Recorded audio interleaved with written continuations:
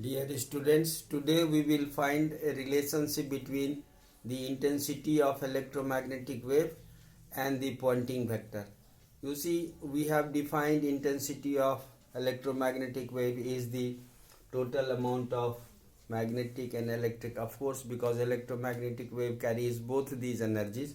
So total amount of energy crossing per second per unit area perpendicularly through a surface perpendicular to the surface which is held passing through the surface which is held perpendicular to the direction of propagation of electromagnetic wave.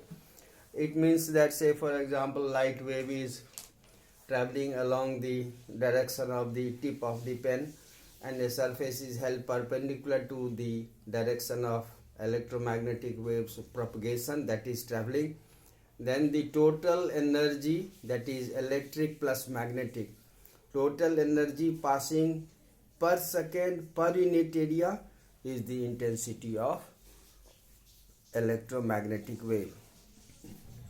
It is a scalar quantity, and so we can write energy per second, that means joule per second, per unit area, that means per meter square. So joule per second is nothing but watt. So we can also write watt per meter square. It is a scalar quantity. Now if we talk about Poynting vector,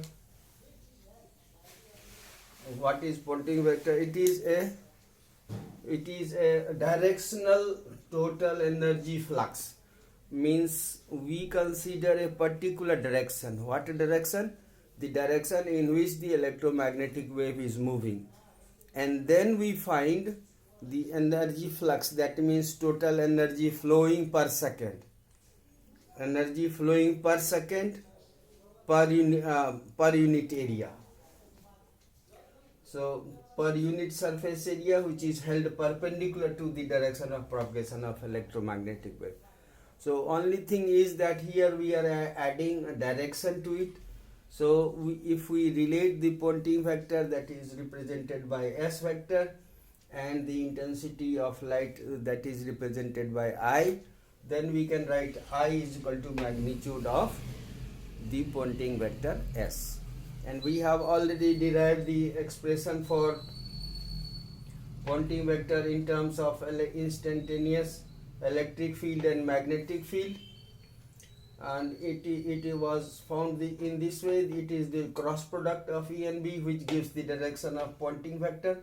But since we are taking the magnitude, if we expand this cross product, we have magnitude of E, magnitude of B, and magnitude of sine 90 degree. Why we are writing sine 90 degree? Because the electric field and magnetic field of present in electromagnetic wave are always mutually perpendicular.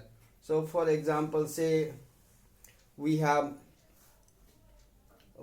say for example we have direction of propagation shown by the middle finger, and the index finger is showing the direction of, say, magnetic field, and the thumb is showing the direction of electric field. So these two are along 90 degree to each other.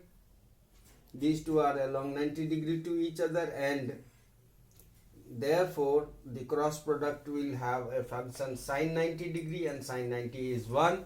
Therefore we have I equal to E 1 by mu naught magnitude of E into magnitude of B. Sine 90 becomes 1, and so magnitude of 1 it remains 1. And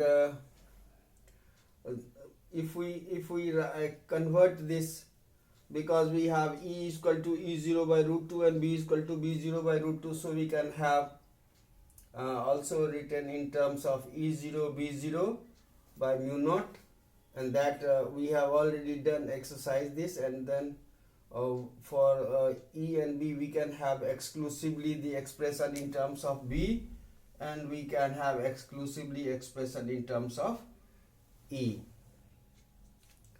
So that's all for today. Thank you and have a nice day.